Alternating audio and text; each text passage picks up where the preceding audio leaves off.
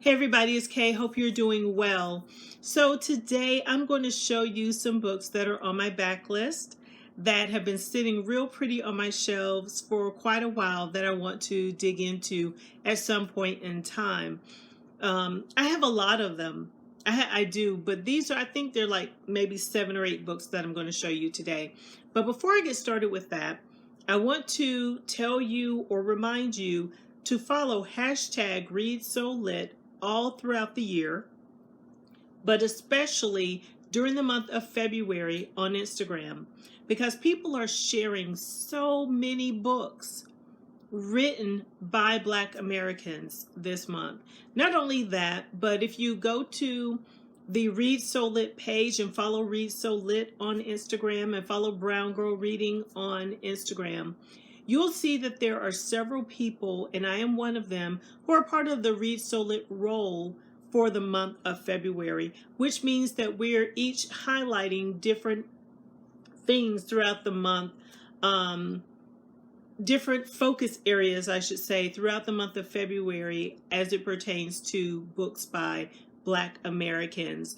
And on my day, February 28th, I'm going to be sharing books that nobody's really talking about much on BookTube or on Bookstagram, because a lot of the books are older. Okay, so that's going to be my contribution to the Read So Lit roll this year. Again, hashtag Read So Lit all year long, not just in February.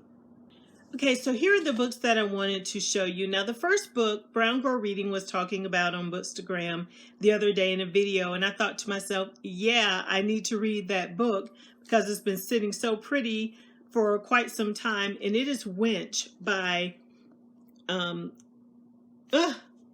Dolen Perkins Valdez. And this book is about white plantation owners who go to a resort and they take their Black enslaved mistresses with them. And they are out in the open, I think, pretty much so, at this resort as the mistresses of these guys. I just find it fascinating and interesting, and I don't know why this book has been sitting for so long, but I really need to pick this one up and read it. If Brown Girl Reading says it's a good book, it's a good book. So I need to check it out. This next book is also about enslaved people, and it is Song Yet Sung by James McBride. Now, my book club read his memoir, The Color of Water, where he talks about having a white mother and a Black father, growing up with his white mom, and then learning her story. That was a really good book. So when I saw this one, I picked it up in hopes of reading it and never got around to it. But this is right before the Civil War. A group of enslaved people, let me say that, they break free in the swamps of Maryland, and it sets off a lot of drama and violence in the community. And there's one slave in particular named Liz, who has the code, which is the way that the slaves communicate, the enslaved people communicate to get to freedom. And so it just sounds like a really good and interesting take. I know some people don't like slave narratives, but I don't mind slave narratives. It's part of our history, So if people could read about dragons and witches and vampires, why can't they read about our history? Is it because it's too real or too depressing? I don't know, but I don't mind a good slave narrative. And speaking of which, here's another one. This one is called Yellow Crocus by Layla Ibrahim. This was recommended by a friend of mine. She said the book was very, very good. And it's about a young girl who was given to her wet nurse, and the wet nurse practically raises her, and it's about their relationship.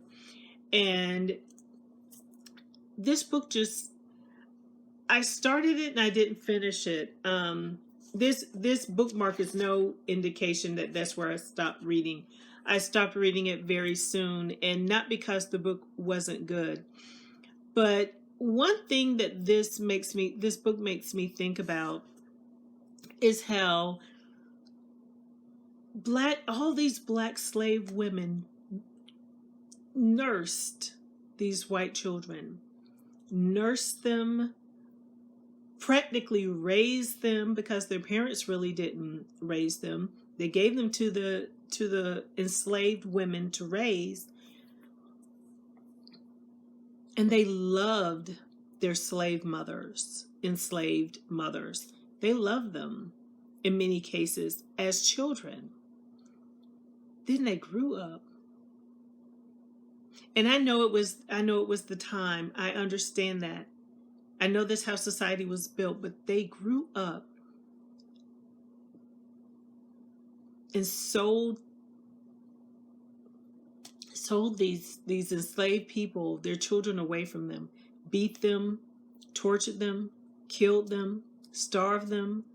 How can you suckle someone's breast as a child and then turn around and sell their children? Listen, let me not go there. It's Black Awareness Month.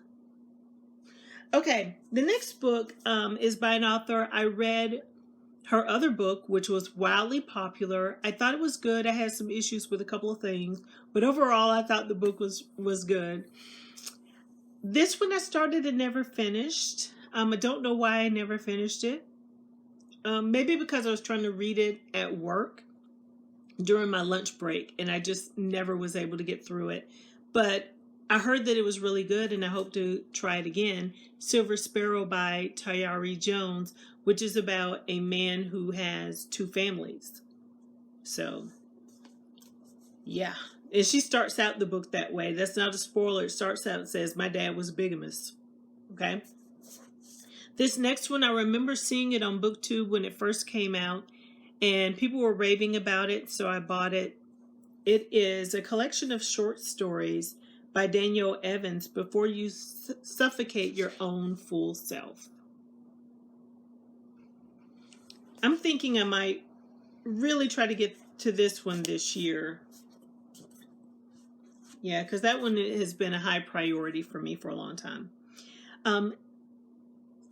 I bought this book after, y'all remember when Art Books Life used to go live on Saturday nights and we'd all hang out and chat about books and music and all kinds of stuff? Well, she used to talk about this book a lot and this author a lot, so I had to get the book. Only I've just, looked at it from afar. But the book is The Outsiders, and it is by Richard Wright. And is this one let's see,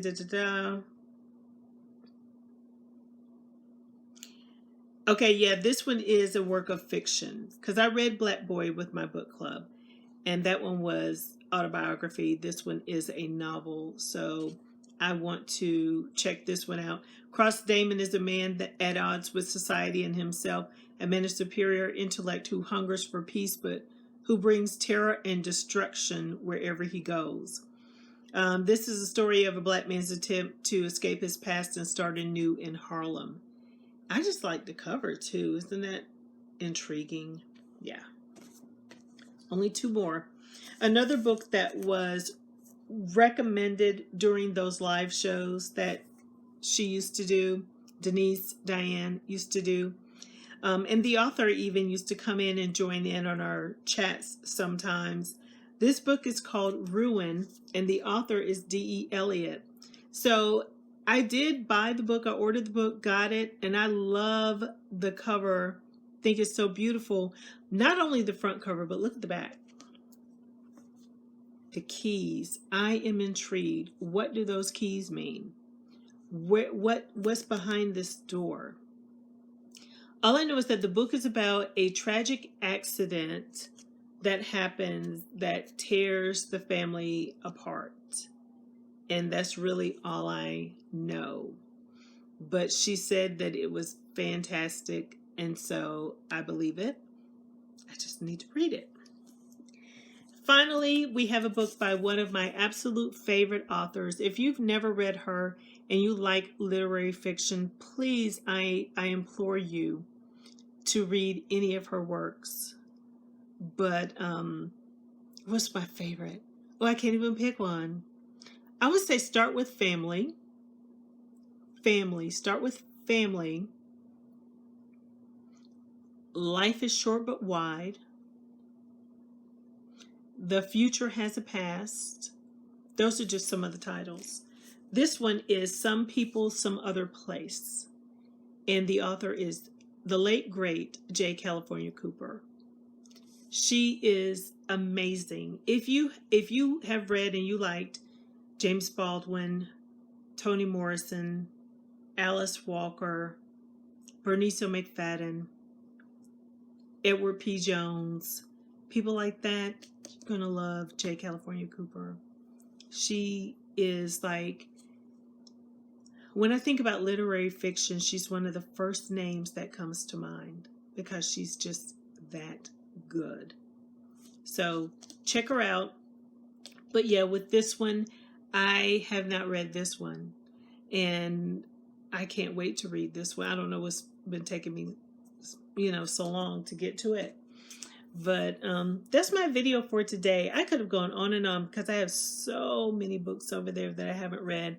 But I thought that these were, some of the at the tippity top of the list of books that I want to read. So anyway, don't forget to follow #ReadSoLit. I will put my Instagram link down in the comments below in case you're not already following me there. Thank you all for being here. You just don't know how much I appreciate you. There's so many booktube channels out there, but you're subscribed to mine, and you watch me and you comment and interact with me here and on Bookstagram, and I really, really appreciate it. Thank you so very much. Until next time, everybody, keep reading. Bye-bye.